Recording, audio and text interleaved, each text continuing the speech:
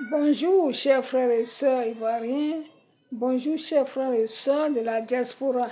Je suis Yvonne Tillet, professeure d'espagnol, écrivaine, conteuse. Cet après-midi, je voudrais vous parler de la candidature du président Alassane Ouattara et de ce qui est en train d'opposer les Gore et les Soroïs actuellement. Voilà. Donc, en ce qui me concerne, la candidature du président Ouattara n'est pas un débat. Si lui-même il veut, eh bien, il va répondre par l'affirmative. Les cadres, les militants du RHDP lui ont demandé d'être le candidat naturel. On attend sa réponse. De la même manière que lorsque le Dano Djedje a proposé Gbagbo, il a accepté. Moi, je pense que lui aussi, il va accepter. Il va accepter parce qu'il a beaucoup travaillé. Mais tu ne peux pas faire tous ces travaux-là et puis t'asseoir, te croiser les bras maintenant pour regarder les autres. Tant que Dieu lui donnera le souffle de vie, lui sera mon président. Il est mon président. Il est le président de la Côte d'Ivoire. Je ne sais pas où on veut aller. Qu'est-ce qu'on veut prouver en cherchant à déstabiliser le pays? Non, nous, il faut que ça soit nous aussi. C'est vrai, l'alternance existe, mais il faut que le travail qu'il est en train de faire là, il faut qu'il achève. Le pays en entier est au chantier aussi. Le pays est devenu un vaste chantier, donc il faut qu'il termine le travail qu'il a commencé.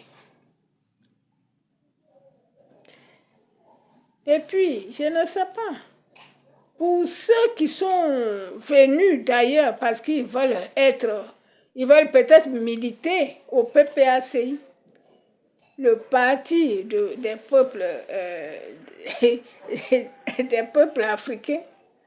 Voilà. Ceux qui veulent peut-être, qui sont venus, qui ignorent tout de l'histoire de la Côte d'Ivoire, c'est eux qui vont dire non, et il ne faut pas, il sera candidat. Sinon, nous avons fait un référendum pour opter pour une nouvelle constitution. Et c'est la constitution là qu'on doit suivre. On a fait un référendum. Et le oui a largement remporté. Je crois même dans les 93% là-bas. Mais pourquoi on va rejeter ça? Ou recommencer toujours à faire les nouvelles choses? Avec ça, Gbagbo, qui n'est même pas encore accepté, est en train de dire que lui, il va casser la CEI pour faire une nouvelle. Donc, tout ça pour nous retarder, pour nous mettre dans les problèmes. Donc, maintenant, je vais parler des Gore et des Soroïs. Depuis que leur mentor Soro a appelé le président Alassane pour lui dire qu'il veut retourner au pays, c'est devenu un problème entre les deux groupes. Oui, entre les deux groupes. Quand je prends par exemple Admiral Blindé, lui, il était favorable à cette réconciliation. Mais quand je prends le Guinéen Soulé, lui ne veut pas entendre parler de ça. Quand je prends le Camerounais Nyamsi, Wa Cameroun, lui aussi ne veut pas de cette réconciliation. Ainsi que son compatriote, le jeune conscient. Jeune inconscient au lieu de conscient. Voilà. Donc, comme ils savent qu'en Côte d'Ivoire, nous aimons les choses comme ça, oui, taquiner, bon, on va aller mettre les vues pour celui qui est en train de parler mal là-bas. Donc, lui, il continue. Ils ont eu du travail comme ça. Ils ont eu un boulot. Insulter la mère des gens, insulter les présidents, et puis ils vont avoir vu les vues des enfants de ce pays-là.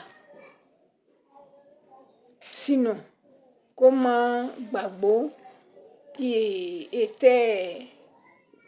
avait son parti qui était vraiment hostile aux étrangers, peut arriver là-bas, puis se promener à travers l'Afrique. Oui, je suis devenu panafricain.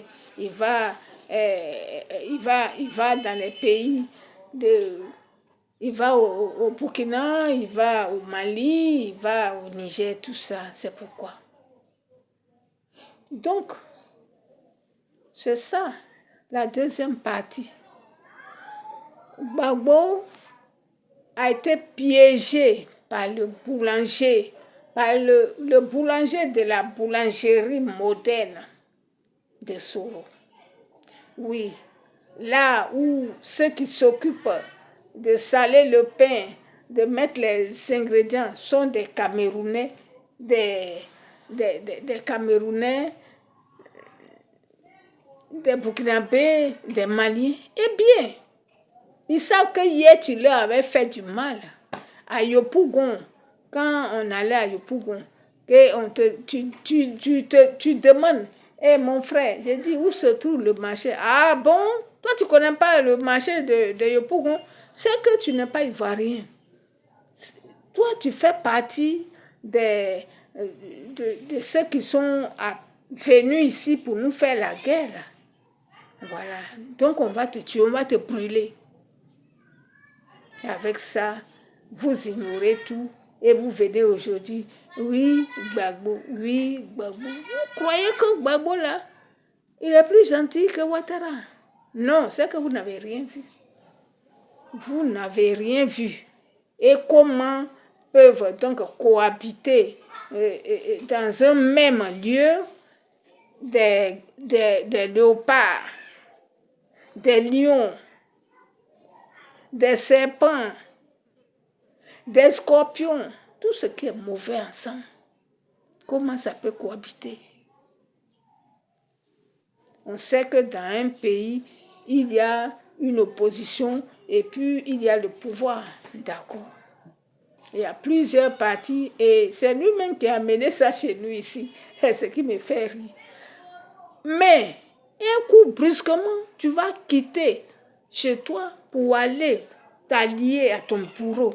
Rien que pour faire mal à Ouattara. Voilà, maintenant, tu es tombé dans le piège de Soro. Il dit, la maison que lui, il a eue là, pendant qu'il exerçait là, c'est toi qui as acheté pour lui donner. Oh, lui-même, il avait son argent de souveraineté. Pourquoi c'est toi qui vas lui acheter une maison? Mais c'est ça. Toi, tu dis aux gens, c'est toi qui nous faisais comme ça. Oui, aujourd'hui aussi, je vais te faire comme ça. Il faut enlever les poils de ma main. Pour dire ce qu'on te disait là, voilà ça. C'est facile, c'est trop facile. C'est trop facile que quelqu'un aille, quelqu'un te jette en prison, tu fais 10 ans là-bas, tu viens et puis tu t'en vas t'allier à lui. Pourquoi? Pourquoi? Qu'est-ce que tu veux? Qu'est-ce que tu cherches? Qu'est-ce que Soro a que toi-même tu n'as pas? Et puis tu cherchais forcer à être avec lui. Tu cherchais forcer à être avec lui. Tu voyages, tu vas au Burkina où il est. Tu voyages, tu vas au Mali où tu peux les joindre. Voilà, on dit, sa maison-là, il dit c'est toi qui as acheté pour lui donner. Viens maintenant, tu vas t'expliquer. Voilà, c'est ça. Quand tu cherches à faire du mal aux gens, ce mal-là se retourne contre toi. Et tu es en train de lutter avec le karma. C'est ça. Chers frères et sœurs, je voudrais m'arrêter là. Mettez les cœurs, s'il vous plaît.